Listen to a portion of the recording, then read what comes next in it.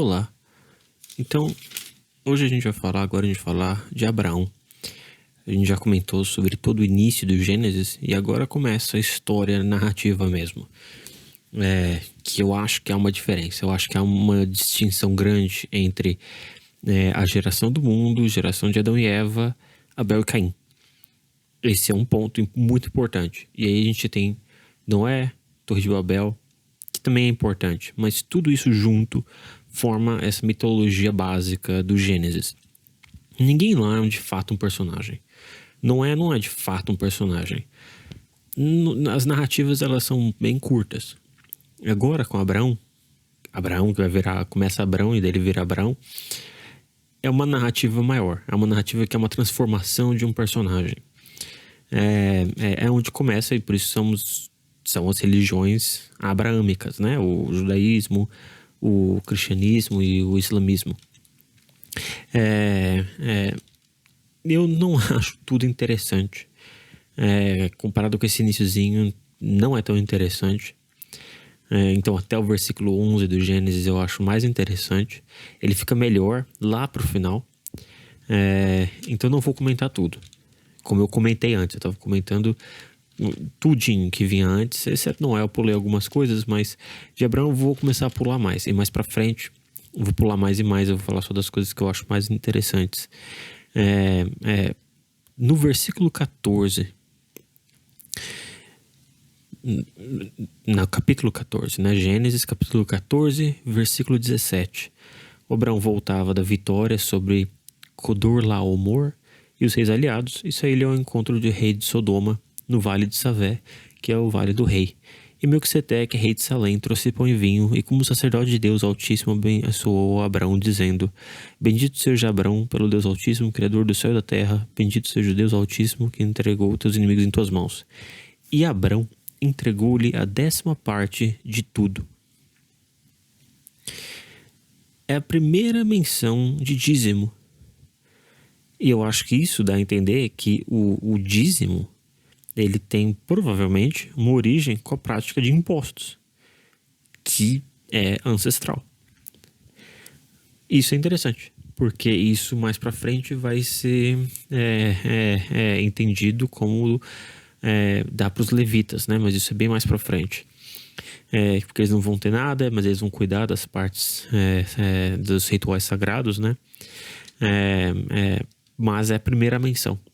Então é uma estrutura que não vem da religião em si, mas vem de práticas que já existiam antes e ao redor. Práticas de imposto. O que significa que a gente pode discutir se o dízimo é de fato tão sagrado assim. Mas enfim, isso é uma outra discussão.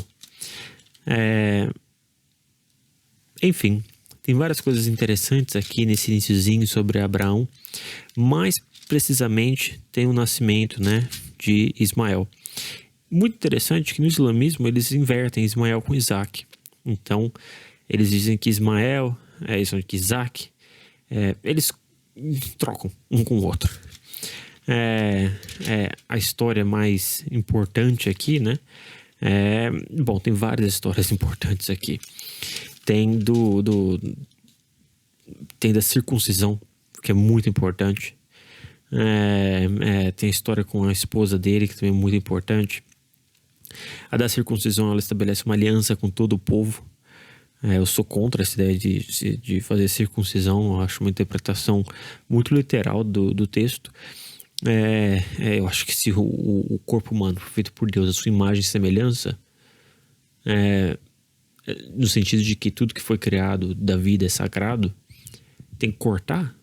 Não cortava antes, não cortava com Noé. Por que começa a cortar? Eu acho que o importante aqui é que se estabelece uma aliança. Isso é uma parte importante. A outra parte importante é para você se distinguir dos outros que não são povos do povo eleito.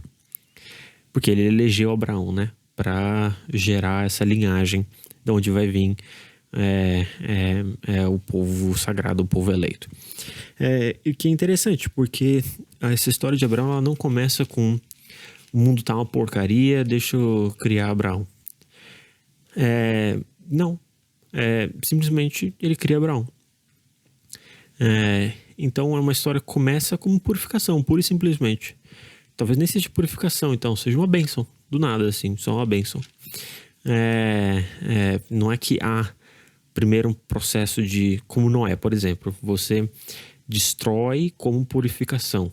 E Noé é a primeira menção de uma aliança. A primeira aliança que existe é com Noé. Você constrói aliança. Nesse caso, não. Nesse caso, ele gera Abraão para gerar um povo, o povo eleito. Então, de certa maneira, há uma certa semelhança entre Noé e Abraão. Muito importante acontece aqui é a promessa da terra. No versículo capítulo 13, versículo 14. Depois da separação de Ló, o Senhor disse a Abraão: levanta os olhos e do lugar onde estás, olha para o norte, para o sul, para o oriente e para o ocidente. Toda esta terra que estás vendo, eu a darei para ti e a tua descendência para sempre. Tornarei tua descendência como o pó da terra. Se for possível contar o pó da terra, será possível contar a tua descendência. Levanta-te e percorre esta terra no comprimento e na largura, pois a ti eu a darei. Abraão deslocou suas tendas e estabeleceu-se junto aos carvalhos de Mambré, perto de Hebrom, e ali edificou um altar ao Senhor. Isso é tremendamente importante, assim, para a história da Bíblia e a narrativa que vai acontecer e para a história da humanidade até hoje em dia, com a guerra de Israel e Palestina. O povo que vive em Israel é o povo que se diz eleito por isso. Essa sentença que a gente acabou de ler aqui, acredite ou não, ela embasa um genocídio que está acontecendo em Palestina. E que é um absurdo. Não faz o menor sentido. Mas, vamos tentar não pensar nisso. Pensar não só no texto sagrado aqui. É uma terra, então não é toda a terra, é um pedaço da terra que ele vai ser dado. É difícil entender por que não toda a terra, né? Por que só um pedaço da terra? Mais pra frente faz sentido com Davi, porque ele pune tudo, exceto uma única lâmpada que vai para sempre existir, vai para sempre estar acesa. Mas nesse primeiro momento não tem um motivo para não ser a terra toda. Diz que a descendência vai ser incontável. Então nesse sentido você pode pensar que vai ser descendência tudo. Mas não tem esse aspecto internacional aqui. Então você tem tanto a circuncisão, que estabelece como o povo da aliança, porque com Noé não tinha nada que estabelecia o povo da aliança. E com Caim era o pecador que tinha a marca. Agora quem vai ter a marca vai ser o contrário do pecador. Vai ser quem teme a Deus. E você tem uma terra específica sendo prometida. Nesse momento é importante lembrar que não é Jerusalém, é a terra ali, é a terra de Canaã ali, a região ali. Essa é a terra que foi prometida. E existem diversas interpretações, porque tem a grande Israel, que iria desde lá, basicamente do rio Eufrates, onde era a Babilônia, até o Egito. Que não é Israel atual. Mas é uma questão bem interessante para se pensar. Por que prometer uma terra específica e não a terra toda, né? Num certo sentido, pode dizer que se promete a terra toda, justificaria a opressão, né? Justificaria oprimir todo mundo, toda a terra, só para este povo. No sentido de que é só esta terra, pode dar a sensação que não, é só essa terra aqui, essa aqui é a terra deles. Então, poderia evitar uma certa opressão. Mas isso não existe de fato, porque Moisés volta e pratica um genocídio. Então por quê? E também, um outro aspecto, ao se tornar o Deus deste povo que vive nesta terra apenas, fica um Deus bem local, por um Deus que é tão universal, tão onipresente. É um Deus de tudo, de todas as coisas, de todo o exército do céu, que são as estrelas, tudo. A Bíblia fala várias vezes que se você cultua o sol, Deus é muito mais poderoso porque ele criou o sol. Se ele criou tudo, todos os seres humanos, todas as coisas, eu não consigo entender.